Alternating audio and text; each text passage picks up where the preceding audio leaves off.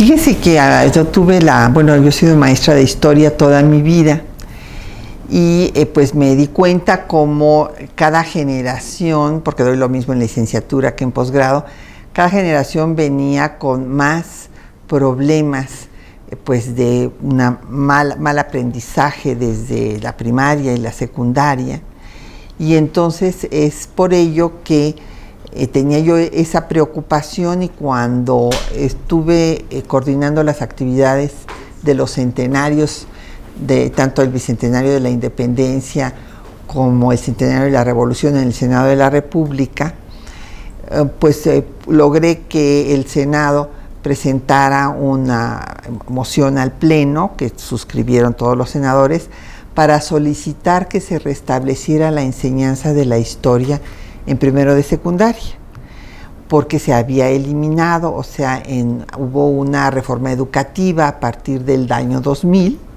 en el que se redujeron las materias sociales y humanistas, y se quitó historia en primero de secundaria, que es muy grave porque es ahí donde se enseñaba la historia de las culturas originarias.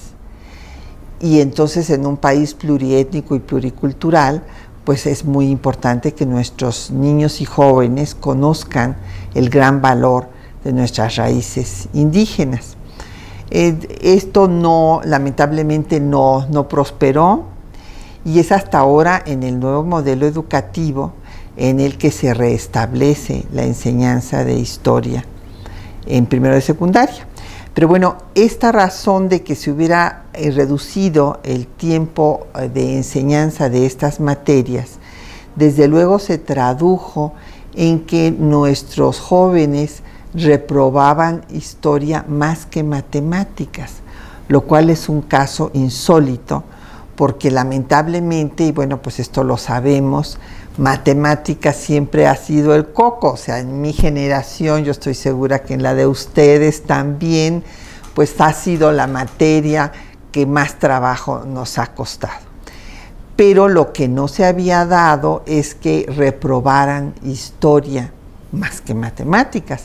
Entonces, por ejemplo, en la prueba Excale del 2006, resultó que los niños de tercero de secundaria reprobaban en más del 66% historia. Y después en las pruebas enlace, tanto en primaria como en secundaria, pues había un porcentaje alto que reprobaba, pero además el porcentaje mayoritario pasaba, pero en forma absolutamente insuficiente. Era bajísimo el nivel de los alumnos que lograban una calificación aceptable. Entonces, pues esta problemática nos llevó a que cuando tuvimos la responsabilidad de dirigir aquí el instituto, hicimos todo un diagnóstico de la enseñanza de la historia, viendo que hay muchos factores que contribuyen a que ésta se haya deteriorado.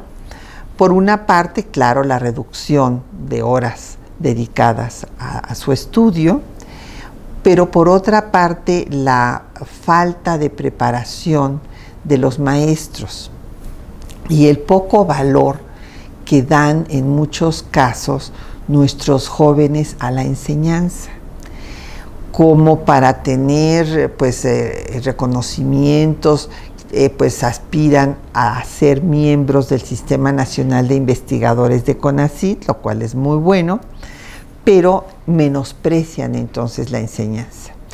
Y le puedo decir que, por ejemplo, cuando yo estudié historia, desde el segundo año de la carrera yo daba clases.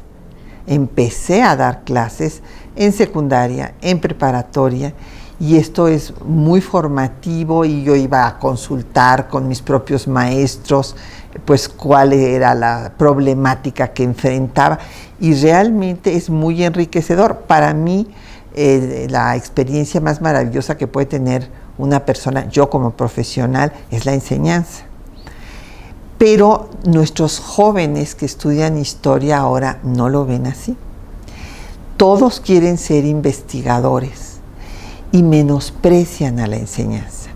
Entonces, ¿qué pasa? Que no pueden ser todos investigadores porque no hay suficientes institutos de investigación como para absorber a todos estos historiadores jóvenes.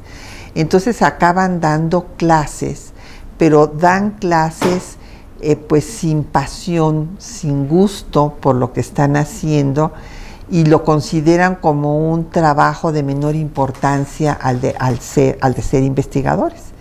Entonces resulta que no se preparan, no tienen conocimientos de didáctica y se dedican a enseñarles a los muchachitos pues nombres y fechas.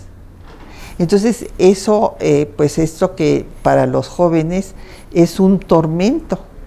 Es más, pues hemos hecho pues encuestas con algunos estudiantes y nos dicen es que es más fácil en ese sentido entender a las matemáticas que a la historia, porque nada más me tengo que memorizar nombres y fechas.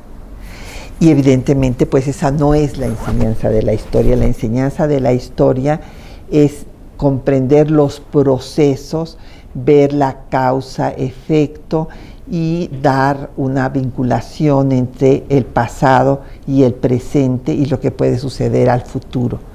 Y además es un conocimiento pues que nos da identidad, nos hace comprender qué es México, qué somos los mexicanos. Entonces es un conocimiento no solamente útil, sino indispensable para comprender nuestro presente y actuar en él. Un pueblo sin historia es como una persona sin memoria, como una persona con Alzheimer, que no sabe de dónde viene y a dónde va.